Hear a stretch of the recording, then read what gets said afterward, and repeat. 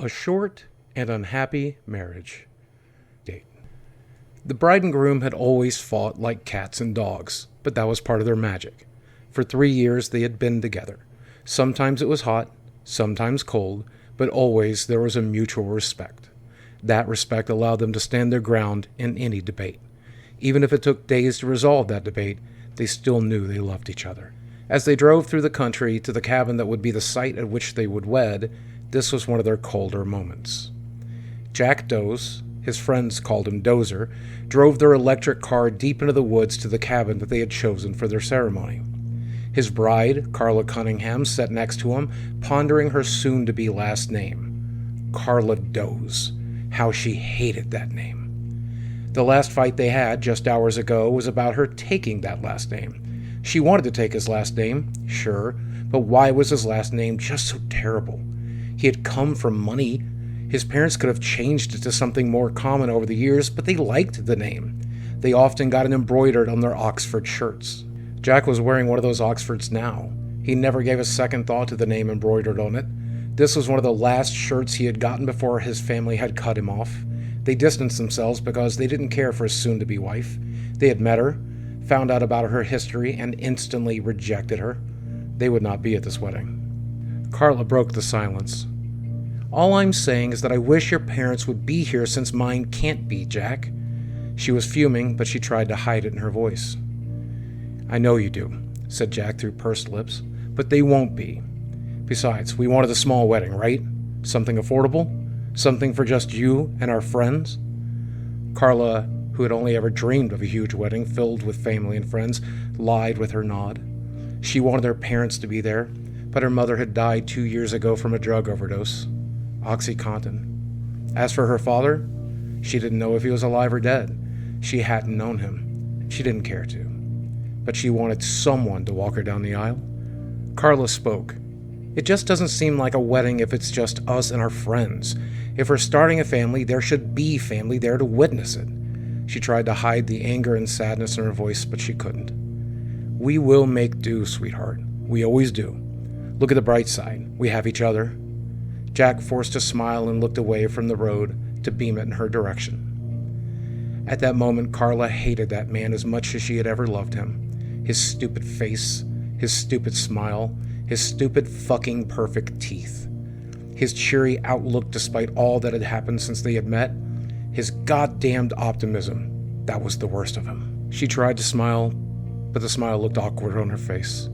She felt the awkwardness and picked up her phone to help navigate these back roads to the cabin. She had no service. Jack, where the hell are we exactly? She asked. Just a few miles to the cabin. You'll love it. It's so beautiful there, Jack said as he put on his turn signal. He made a left onto a dirt road. Their electric car immediately began to struggle with the dirt and gravel. The uneven road jostled them and their belongings from side to side in the car. Carla angrily spoke. You're joking, right? This can't be where we're going. I have no service for my phone. Do they even have Wi-Fi out in the country like this? They probably don't. It's a really small place, but it's nice, right? To be present. To be there with just you and our friends, don't you think? Jack forced another smile. I guess. Carla was angry again about the location this time. Everything about this felt wrong. It wasn't our friends that are coming to the wedding. It was his friends. The ones that called him Dozer. She hadn't even got to pick her own bridesmaid. That was the wife of one of his friends as well. The entire wedding party was his friends. He even had one of his friends ordained, so it would be his friend marrying them. Since she had started dating Jack, it seems all of her friends had decided they wanted nothing to do with them. This was never the wedding she hoped for, but unfortunately, it was the one she had settled for. As the car bumped and jostled up this broken road, she hoped she wouldn't live to regret it. 3. The cabin was actually very nice. A creek ran underneath it. In the silence of the cabin, you could hear the water babbling from anywhere you went. The first night there, she lay awake listening to it, trying to focus on it instead of his snores. How she hated his snoring. With all her exhaustion from traveling and fighting all day, not even his snoring could keep her awake. Her last thoughts as she drifted off was that he was right. This cabin was truly beautiful. 4. The next day his friends arrived. his 3 closest male friends and their wives. She had met them all many times, but she liked none of them. Her bridesmaid, Loretta, was the only one she could tolerate. Since they were broke, all of her friends had chipped in. They brought beer and food. They brought games to play. They brought their happiest faces and cheeriest smiles. Loretta had paid for all the flowers. She was acting as a sort of wedding planner as well as a bridesmaid. While Carla had fought her on many of the plans, since she was working for free, she often let Loretta have her way. She was too tired from fighting with Jack to fight with anyone else. They had set up the middle floor with chairs that no one would sit in. Flowers decorated the mantel fireplace. A small piano and guitar were against the wall. The music would be played by his best man and his friends. She didn't know if it was the drinks or the food. She didn't know if it was the cabin itself. But that night, as they drank and danced and sang, she was happy. She let go of all her reservations and anger, and that night, when they all went to bed, she and Jack made love for the first time in months. She drifted off to sleep, smiling. 5. When she awoke, she was immediately swept away. The girls, led by Loretta, helped her with her hair and makeup.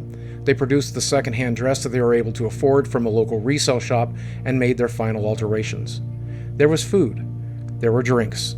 She had never drank so early in the day, but it helped calm her nerves. Why was she so nervous anyway? This was her day. Sure, it was small. It was just her groom, and her friends. But the cabin was actually very nice, even if the miles of dirt road leading to it were not. She hadn't even thought about her phone since she arrived. It was functionally only a camera here anyways, and her friends were taking plenty of photos.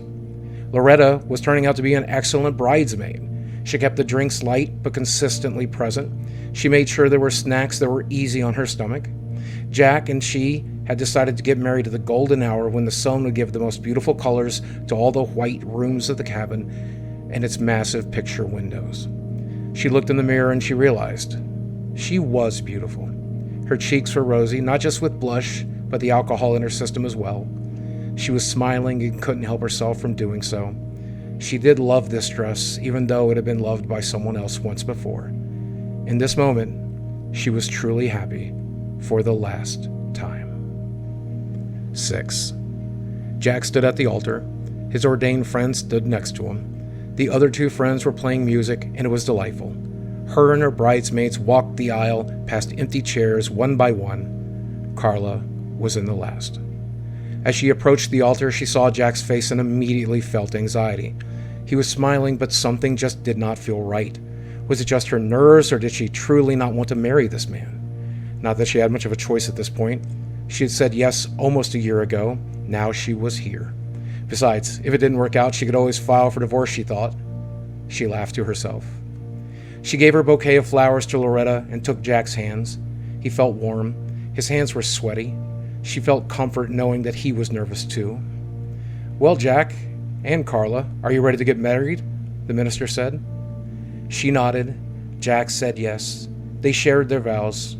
They said their I do's. They kissed. And with that, they were wed. She felt great comfort knowing that it was finally done. 7. The reception was as small as the wedding. The dining room was decorated as best it could be considering its small size. The men had been cooking and preparing food all day, and it smelt wonderful. The large table was covered in fruits and breads. Vegetables that had been seared lightly on the grill filled the room with a delicious aroma. Her mouth was watering. They were all vegetarian, she knew, and they had produced a banquet that any vegan would die for. She and Jack sat down, and Jack poured her champagne. They toasted, and they snacked, and they drank, and they laughed. Maybe these weren't just Jack's friends after all, she thought. Maybe they were becoming her friends as well. 2 of the men came and went from the kitchen. They brought sweet and savory foods. While her and Jack had been broke, she was glad that her friends were not. They provided splendidly. After just a few minutes, Carla felt sleepy. It had been a long and wonderful night. Her belly was full, and her head was swimming. "Jack," she said, "I think it's time we went to our room. I'm really tired. Are you ready to go?" "Not yet," Jack said. He smiled. "We don't want to be rude to our friends, do we? We can't leave until the final course is served." She nodded, but she really wanted to go. Her head was pounding now. Too many drinks, maybe? Or was it the stress of the day? She had had trouble focusing on any one thought, and her vision was blurry. Her arms felt heavy. She tried to stand and discovered that she could not. Jack stood. He grabbed a champagne glass and grabbed Carla's hand and placed it around hers as it rested on the table. She was barely aware of what was happening. "My friends," Jack said, "a toast to Carla, my bride, my love. She has informed me that she is ready, and looking at her I can tell that she truly is. So let's save the final course and be done with it. To Carla! To Carla!" They toasted her a final time. They all raised their glass and they drank. Of course, their glasses only held champagne, unlike Carla's. They gulped it down, sat their empty glasses on the table, and then all at once they began throwing everything to the floor to clear the table. Jack's friends descended on Carla. They lifted her onto the table and sat her in the middle. Jack's friends grabbed knives and cut off her dress, exposing her chest and belly. The man who had acted as minister in this charade stood next to Carla. He produced a knife and he slit her throat. Mercifully, she was unconscious and felt none of this. She slowly bled out on the table and the floor, and then the minister began carving her. His friend produced a silver platter, and they carved a large piece of flesh from Carla's thighs. They placed it on the platter, and the minister placed it gently in front of a smiling Jack. "Jack," the minister smiled, "I present to you Miss Carla Doze. You may now eat the bride."